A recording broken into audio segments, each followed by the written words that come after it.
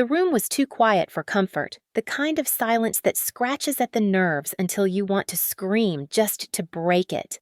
A dim lamp threw yellow light across the cheap wooden table, and the stack of legal documents spread out in front of me looked almost harmless, just paper and ink, but I knew better. Each page was a knife waiting to cut me out of the life my grandfather had meant for me. And then there was the gun.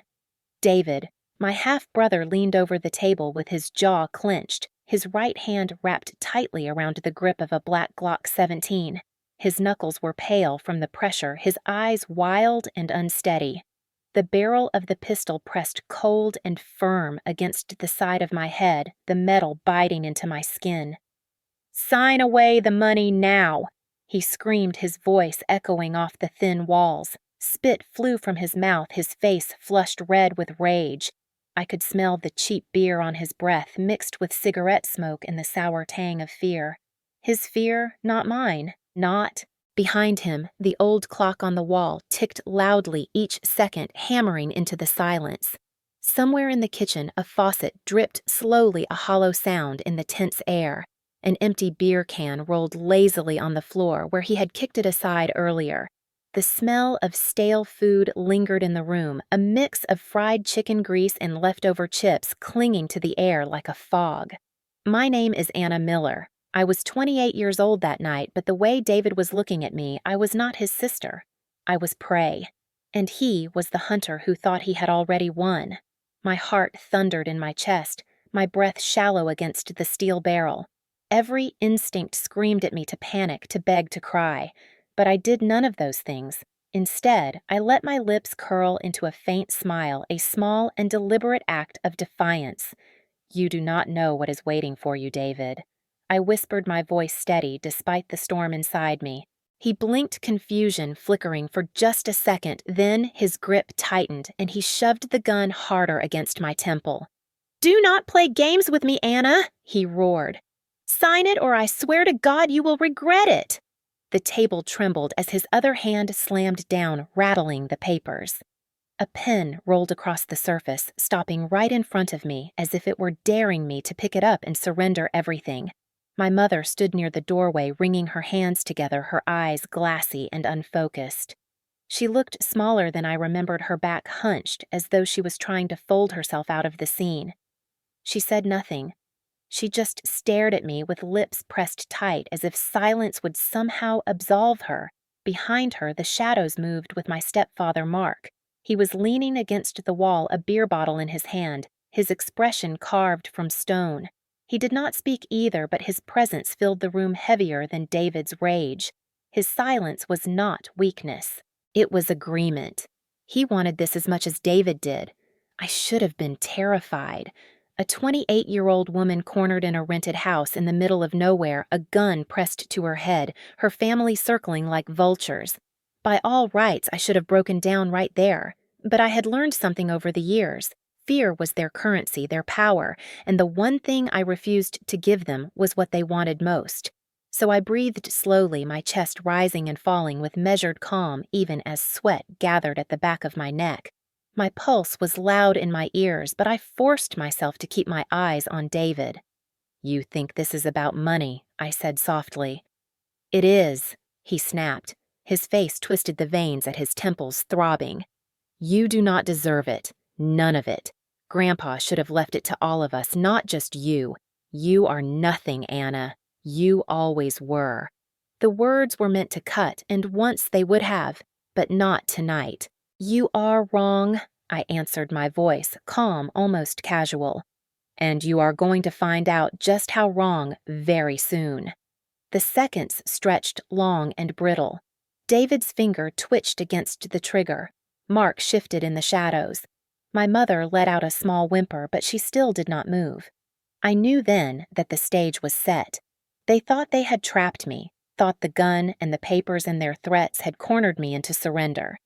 They believed I was the same girl they had crushed for years. But they were wrong. I sat there with a gun pressed to my head, and instead of breaking, I smiled. Because what they did not know, what they could never have imagined, was that I had come prepared. And soon, very soon, everything would change.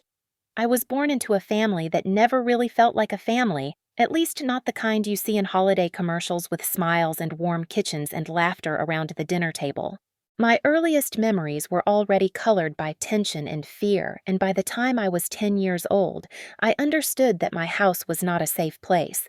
My mother, Linda, once had a gentle laugh and soft hands, but after she married Mark, everything about her seemed to shrink. She became careful with her words. Her laughter sounded rehearsed, and the warmth in her eyes dimmed until it was just a flicker. She was a housewife who tried to make everything look fine on the surface, who cooked meals and folded laundry and smiled for the neighbors. But behind closed doors, she surrendered herself piece by piece to a man who thrived on control. Mark was not my father. He never let me forget that. He was a tall man with a heavy build, a voice that filled a room even when he whispered, and fists that he believed were instruments of discipline. He had been unemployed for years, drifting between odd jobs living on my mother's income and government checks, yet he carried himself as though he were the general of a household army. He barked orders, demanded respect, and punished defiance. He used silence like a weapon, the kind that froze you more effectively than shouting ever could. My half-brother David came into my life around the same time. He was Mark's son from a previous relationship just 1 year older than me, but the way my mother and Mark treated him made the difference feel like an ocean. David could do no wrong. When he failed his classes, the teachers were blamed. When he broke something, I was accused of provoking him. When he raised his voice, it was dismissed as youthful passion. He strutted around the house like he owned it, throwing insults at me, mocking me in front of others, and always certain that Mark would cover for him. He drank too early, smoked too much, and gambled away every dollar he managed to get his hands on, but in their eyes, he was golden. I was the scapegoat, the reminder that my mother had once loved another man, the shadow that Mark wanted erased. Our dinners were the clearest window into what my life was like. We would sit around a table with steak or barbecue chicken and mashed potatoes, a bottle of Bud Light sweating in Mark's hand, the television in the next room blasting football commentary. To an outsider, it might look like a normal American family having a meal, but to me, every bite of food was swallowed with dread. I kept my head down, chewed slowly, nodded when spoken to, smiled when I felt like crying. The jokes David cracked were always barbed the silence from Mark, heavy as steel, and my mother's forced chatter nothing more than an attempt to plaster over cracks that could never be sealed. I grew up in the shadow of constant criticism. Do not roll your eyes, Anna. Do not be selfish, Anna. Eat more politely, Anna. Each word chipped away at me until I felt like dust in my own skin. Sometimes I acted out just to remind myself I existed. I snuck out to sit under the stars, climbed fences, smoked behind the convenience store. The punishments were brutal, but at least in those moments I was visible. At least someone had to acknowledge that I was there. The only person who ever made me feel like I mattered was my grandfather, George. He lived on a small farm in Iowa, rough around the edges, his hands calloused from decades of work. He wore boots with holes in them and clothes that my mother complained looked shabby, but to me, he was the richest man alive. He did not care about appearances, he cared about truth. He would sit with me on the porch, sipping coffee from a chipped mug that smelled like burnt beans, telling me stories about working with his hands, about how dignity came not from money, but from honesty. He would press a 20 into my palm when I was broke and wink, telling me not to tell my mother. He never scolded me when I cried. He listened, really listened. In his presence, I felt seen, not like a mistake, but like his granddaughter worth loving. Losing him was like watching the last light in my world go out. When he died, the house felt colder the nights longer. I thought grief would be the only thing I had left of him. But then came the will. We gathered in a small law office in town, the kind with brown carpet that smelled of dust and paper. The lawyer's voice was steady as he read the words that changed everything. My grandfather left everything to me. Not a portion, not a share, but all of it. The farm, the savings, the investments he had quietly nurtured for decades. Millions of dollars that no one in my family had even known existed. The room froze. Mark's jaw clenched so tight I thought his teeth might crack. David laughed, assuming it had to be a mistake. My mother whispered, almost pleading that there must be some error, but the lawyer did not waver. It was all mine. In that moment, I understood something I had never seen so clearly before. My grandfather had not just left me money. He had left me a weapon, one forged from years of being overlooked and underestimated, and my family, the people who had treated me like I was nothing, now saw me as the gatekeeper of everything they craved. From that day forward, the way they looked at me shifted. Their contempt turned to calculation.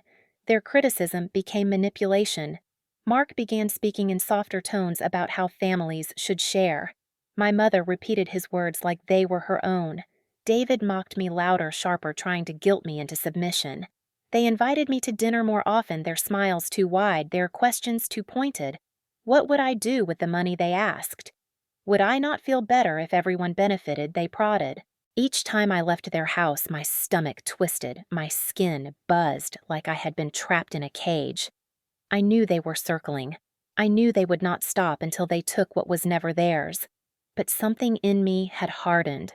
I was no longer the little girl who cried into her pillow wishing for someone to rescue her. I was the woman my grandfather believed in. I smiled politely, answered lightly, but inside I was memorizing every word, every threat, every flicker in their eyes.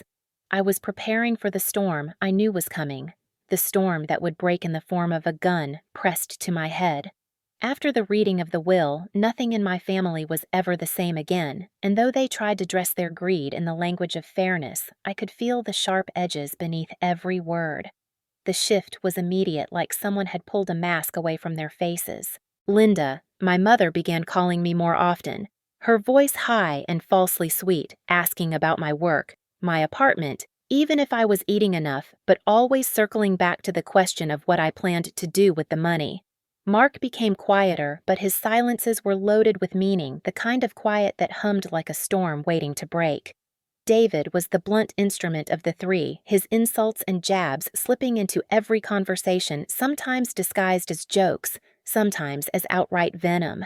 At first, I tried to pretend that nothing had changed. I kept going to work at the diner, kept my head down, kept studying in my community college classes, kept the life I had built for myself intact.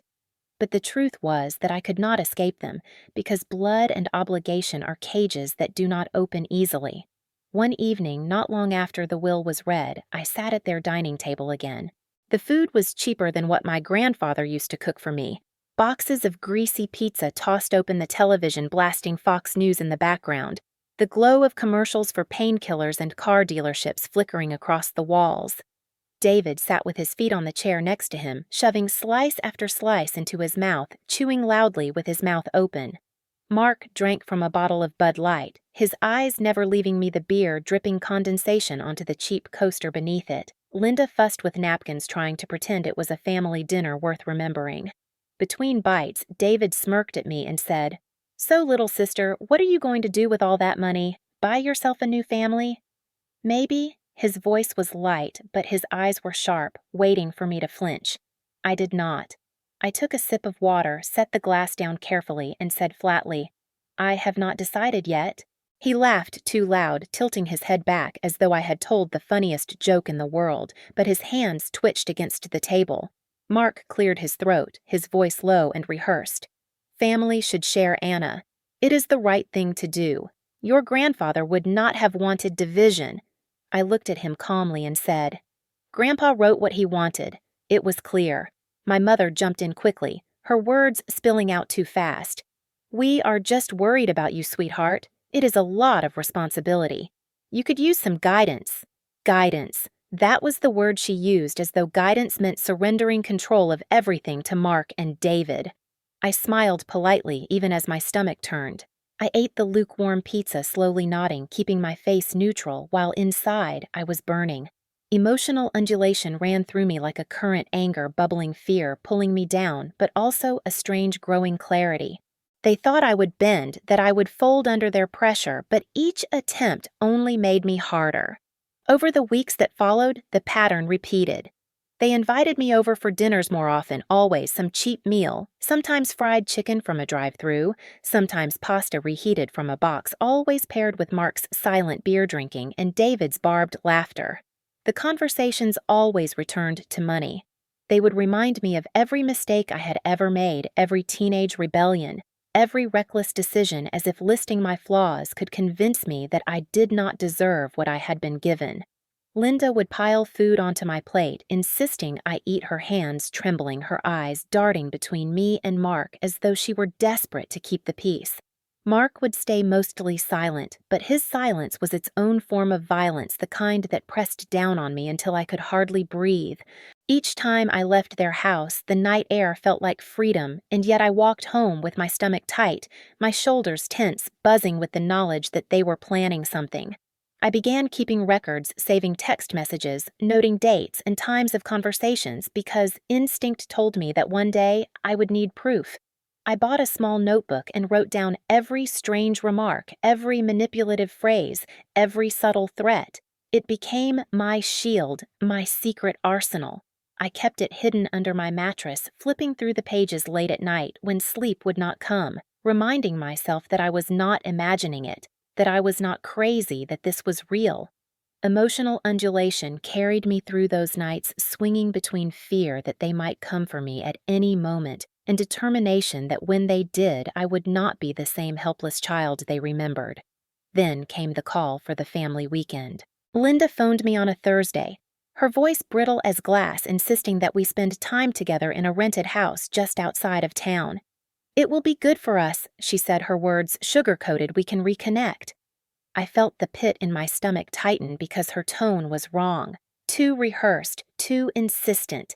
I asked who would be there, and she replied quickly, "Just us, just family." "It will be nice, Anna, please." I knew better, but some part of me wanted to see how far they would go, wanted to watch the mask slip entirely. I told her I would come. That night, lying awake in my small apartment, I stared at the ceiling and listened to the hum of the refrigerator, wondering what trap awaited me.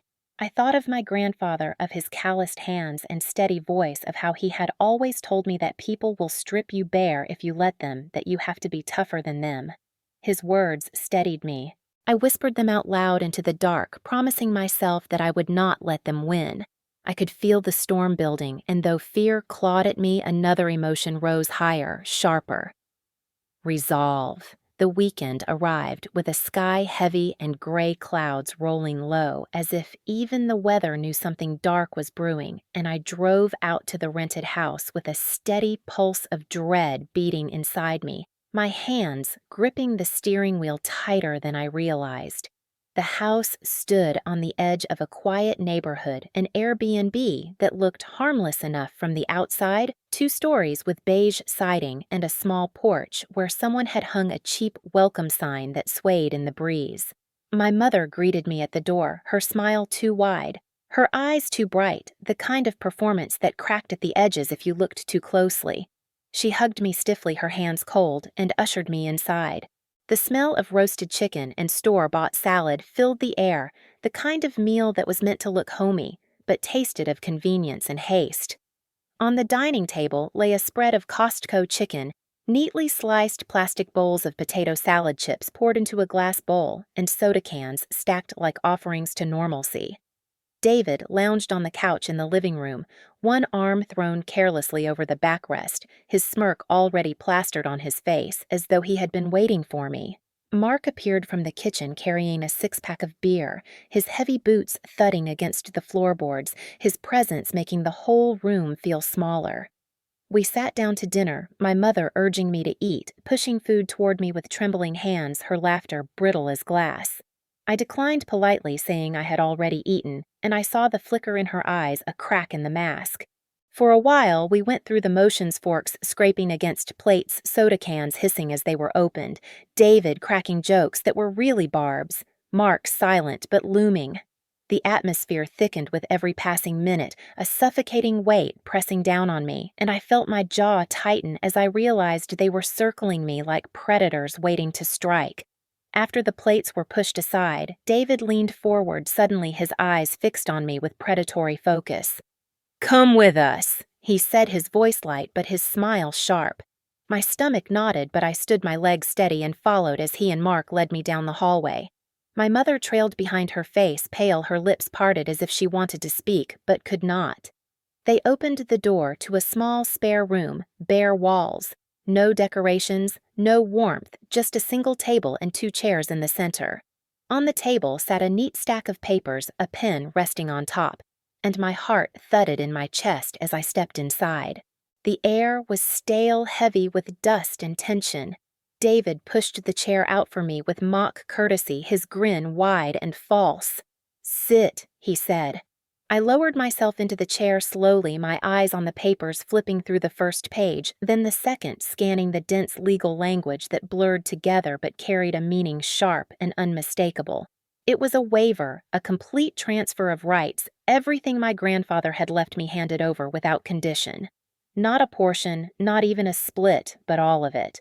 I let out a dry laugh, the sound echoing in the barren room. "You cannot be serious," I said. "You actually expect me to sign this?" David leaned closer, his grin stretching wider. "It is what Grandpa would have wanted," he said smoothly, his voice dripping with false charm. "Really?" I asked, raising my brows. "Did he send you a memo from the grave?" Mark's voice cut sharp from where he stood near the door, his arms crossed over his chest, his shadow long against the wall. "Do not be difficult, Anna," he growled. "This is for the good of the family." I shook my head slowly, my lips curling into a bitter smile. "No," I said softly. "This is daylight robbery dressed up in ink." The words hung heavy in the air, and I watched David's face twitch, his mask slipping. He shoved the pen closer to me, his eyes glittering with anger. "Sign it," he snapped. "Be an adult. Do this quickly and with dignity." My laughter was sharp and humorless. "Dignity," I repeated. "You do not get to talk about dignity while holding me hostage." Mark's jaw tightened, his fists clenching at his sides.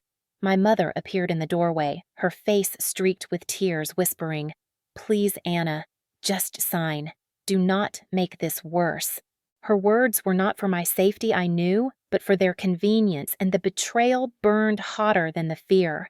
I folded my hands in my lap, forcing them not to shake, and said clearly, "No, I will not." David's smirk vanished, replaced by raw fury. He shoved the chair back violently, the screeching legs of wood scratching against the floor, and in one swift motion, he drew the Glock from his waistband and leveled it at my head.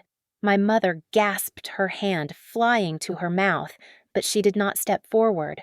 Mark's eyes gleamed with cold calculation as he gave the smallest of nods.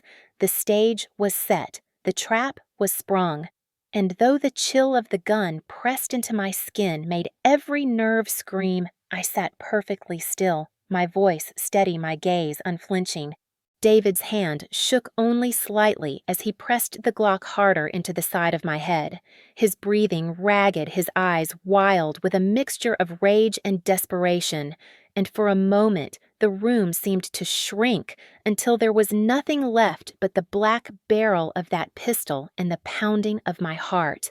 Mark stood behind him, his broad shoulders blocking the doorway, his silence heavier than any words, his beer bottle abandoned on the table in the other room, forgotten as he leaned forward, his fists flexing like he was ready to crush me if David did not.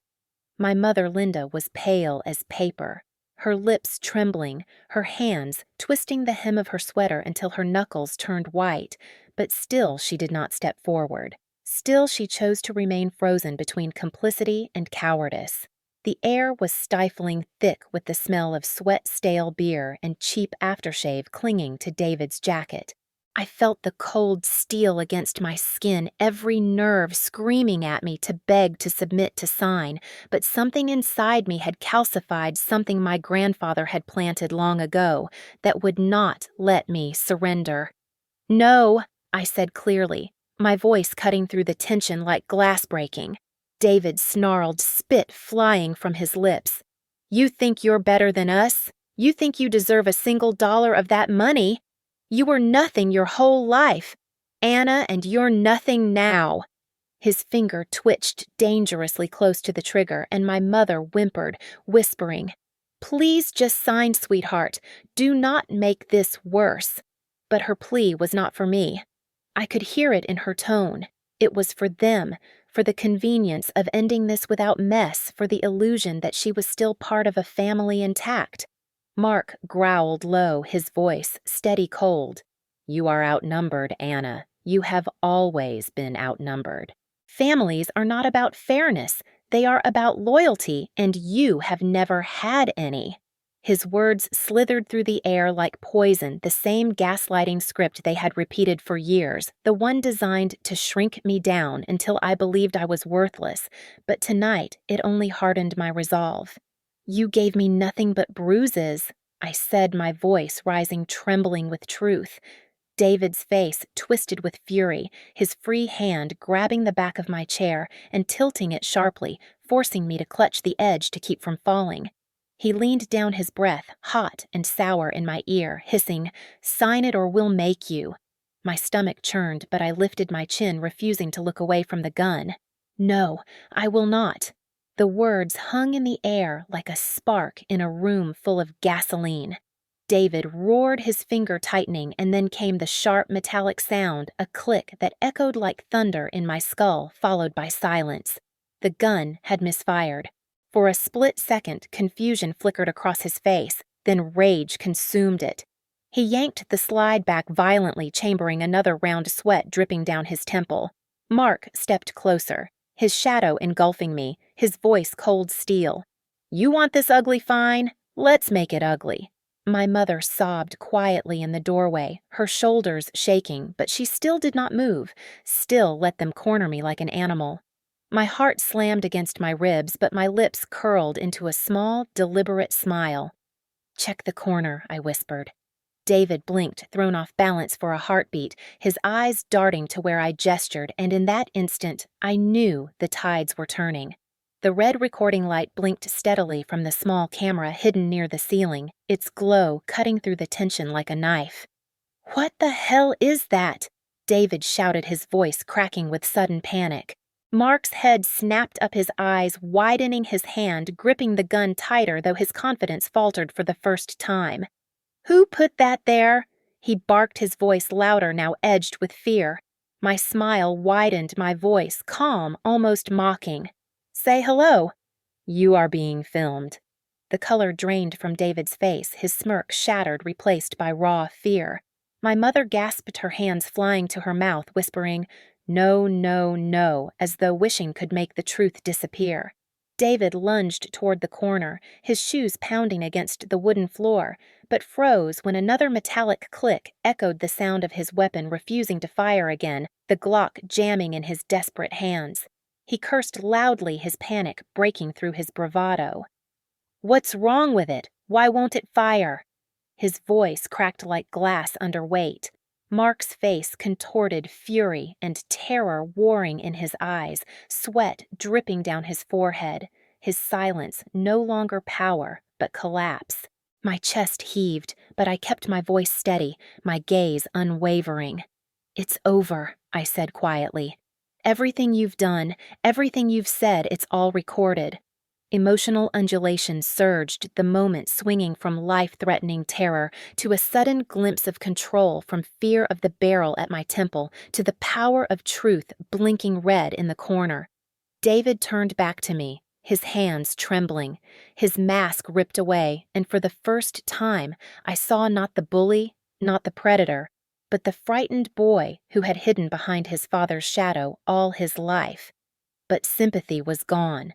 The gun was still in his hand, still a weapon, and the betrayal of my own family still burned hotter than any pity. Mark bellowed, grabbing David's shoulder, trying to steady him, trying to salvage what they thought was theirs. "She's bluffing," he snarled, but his eyes betrayed him, flicking to the red light again and again, betraying his dread. I leaned forward slowly, deliberately, though the barrel was still pointed at me, and whispered, "No, I planned for this. You lose." The silence that followed was not peace, it was suffocation, the kind that comes right before a storm tears everything apart. The red light blinked in the corner like a heartbeat that belonged not to me but to the truth itself, pulsing steadily, capturing every second of this nightmare, and as David froze with the Glock jammed in his trembling hand, I felt the shift in the air, the change from predator and prey to something else entirely, something that belonged to me. "It's recording," I said again, my voice steady. My eyes locked on his, and I watched the panic claw its way across his face as if he had only just realized that the power he thought he held had already slipped away. Mark snarled from behind him. His fists clenched his jaw tight, his voice cracking for the first time. "What did you do, Anna?" "Who put that camera there?" And I let the smallest smile pull at the corner of my lips. "I did." I answered simply because the truth was all I needed now. Weeks earlier, when my instincts told me they were circling like wolves, I had gone to Michael, my friend since college now, a lawyer who had seen too many families destroyed by greed, and he had helped me prepare. We sat in his small office with files stacked high and blinds drawn against the evening light, and I told him everything, every insult, every manipulation, every threat. And he had not laughed or dismissed me the way others might have. He had leaned forward, his eyes steady, and said, "They're going to make a move, Anna. You need to be ready." He connected me with a pair of private security contractors, men who had seen worse than family greed, who inspected my apartment, asked about exits, firearms, patterns of violence. They listened when I said Mark kept a Glock in the drawer that David had raged with drunken fists before, and they did not flinch. Instead, they devised a plan. Cameras small and legal planted in corners of the rental house I agreed to lease under my name, their wires feeding to Michael's laptop ready to capture every word and every gesture. They told me that if I agreed to go to this so-called family weekend, I would not walk in unprotected. They taught me how to stay calm, how to let them reveal themselves, how to give them the rope they would use to hang themselves. And now, in that room, with the Glock failing in David's hands and the camera blinking silently, I knew we had succeeded. "You cannot do this!" David shouted, his voice high and cracking. "You cannot record us. It's illegal. You cannot use this." But his words stumbled over his fear, and I tilted my head slightly, my calm slicing through his panic. "It is legal," I said. "This is my lease. My name on the papers, my right to protect myself in my own space. Every threat you've made is yours now, not mine." Mark's face darkened, his breath ragged, and for the first time I saw his certainty fracture his silence, no longer strength, but collapse. He lunged forward suddenly, his hand snatching the pen from the table, slamming it down in front of me, his voice booming like thunder. "Sign it anyway, damn you, sign it before this gets worse." But his words were empty now, hollow, because the blinking light in the corner had stripped him bare. I shook my head slowly, deliberately, and whispered, "No, it's over." Linda whimpered from the doorway, her body shaking as tears ran down her face. "Please, Anna, please, just sign. Don't ruin us. Don't make this public." But her pleas were poisoned, aimed not at saving me, but at protecting them from the shame they had earned. I turned my eyes to her, my voice cutting sharper than any blade. "You ruined yourselves the moment you chose silence." The words struck her like a slap, and she folded in on herself, covering her face with trembling hands. David, trembling and red-faced, tried to steady the gun again, pulling back the slide with clumsy fingers, but it jammed once more, a loud metallic click echoing through the room. He cursed violently, his voice breaking. Why won't it fire? Why won't it work? And the desperation in his tone made the air feel charged with something electric, something final. Mark grabbed his shoulder, shouting, "Enough, we can still fix this," but the lie hung dead in the air, and they both knew it. I leaned forward slightly, meeting their eyes with calm certainty, and said, "You cannot fix this. Every second is recorded, every threat, every attempt, every time you told me I was nothing. The world will see you for what you are." The silence that followed was suffocating, broken only by the rapid ticking of the clock on the wall and the ragged breaths of the people who thought they had me cornered. But the truth was clear now, undeniable. They were the ones trapped, and I was the one holding the key. The sound of heavy boots pounding against the hallway floor shattered the silence, and in an instant, the door burst open, 2 officers in Navy uniforms storming in with guns drawn, their voices deep and commanding as one barked, "Drop the weapon now," and the other echoed, "Hands where we can see them."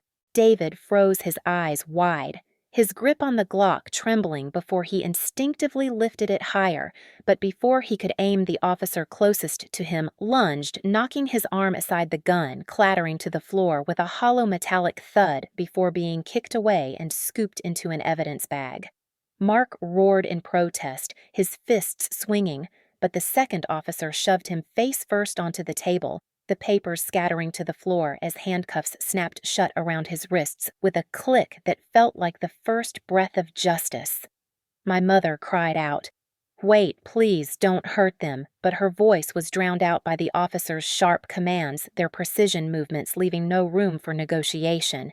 David howled as they twisted his arms behind his back, his curses turning to pitiful whines as the cuffs locked in place.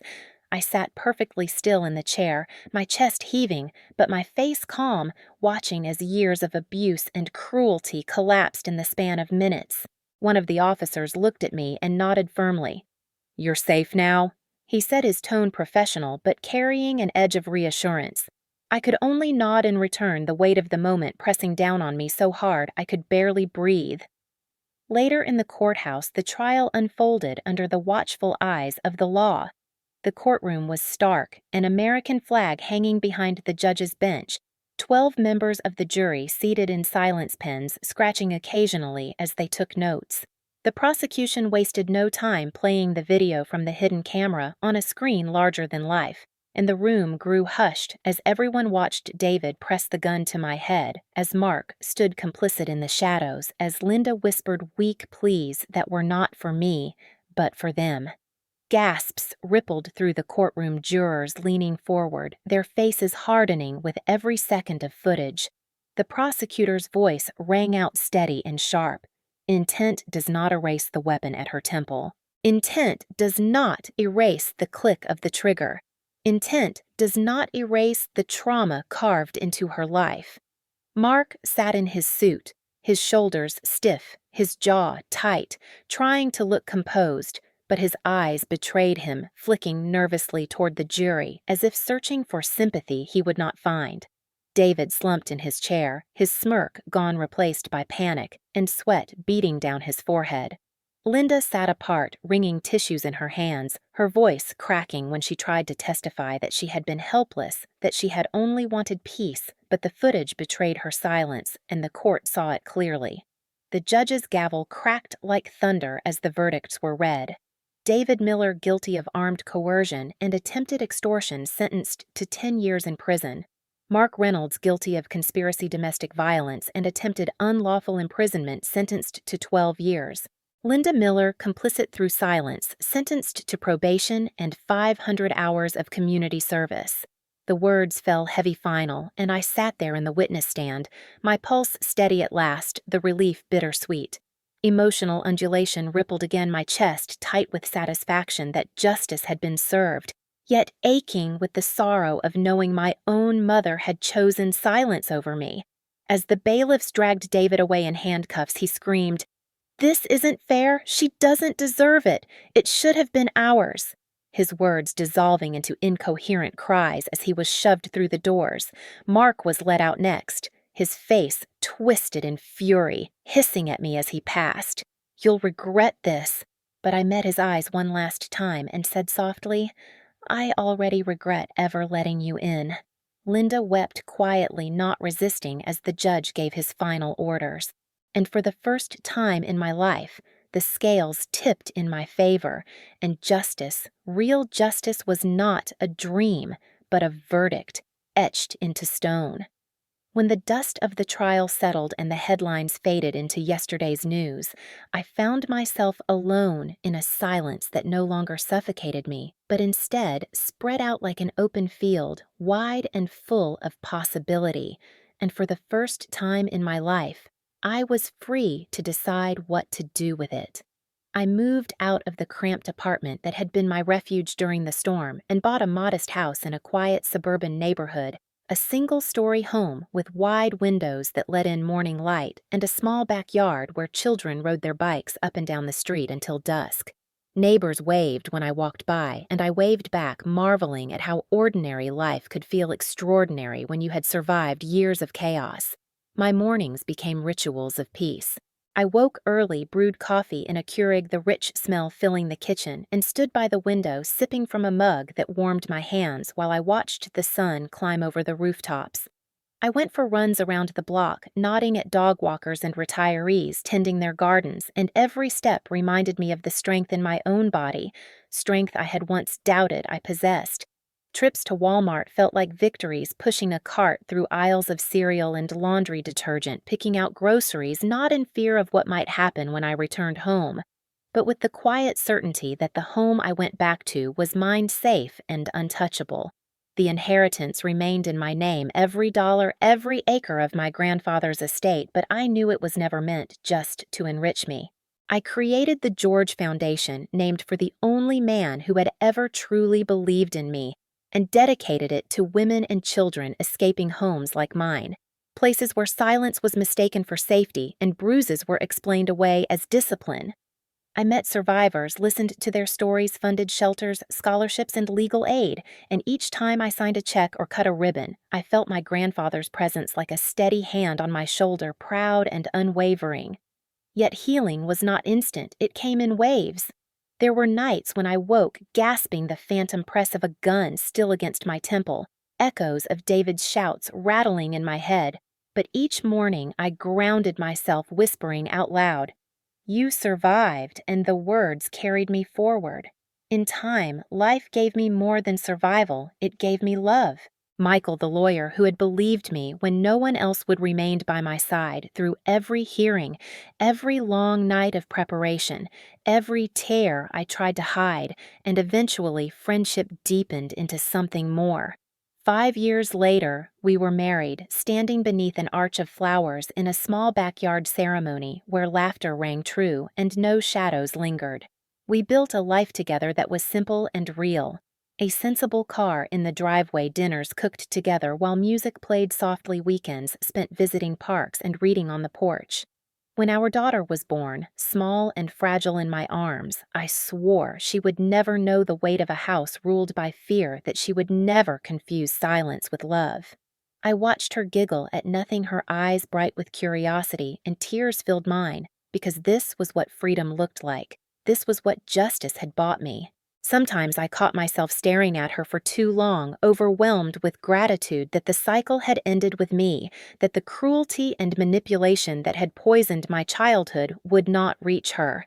Occasionally, memories still surfaced, Mark's furious glare, David's smirk as he shoved papers toward me, my mother's hollow eyes whispering that if I loved her, I would sign, but those memories no longer held chains. They were scars turned into warnings, reminders of what I had overcome. Justice, I learned, was not only about seeing them punished, though that mattered. It was about living beyond them, building something better in spite of them. Ordinary moments became extraordinary proof, a quiet dinner with Michael where laughter came easily, planting flowers in the yard, while my daughter played with a toy shovel, sipping coffee on the porch as the morning sun lit the sky. These were victories larger than any courtroom sentence. And so, when people asked about my past, I told pieces but never lingered. I let my daughter's laughter define me, my marriage's quiet strength define me, my grandfather's legacy define me. Because in the end, it was not the money that saved me, it was the courage to stand when they thought I would fall, the courage to say no when a gun was pressed to my head. And every single day since I chose to be free,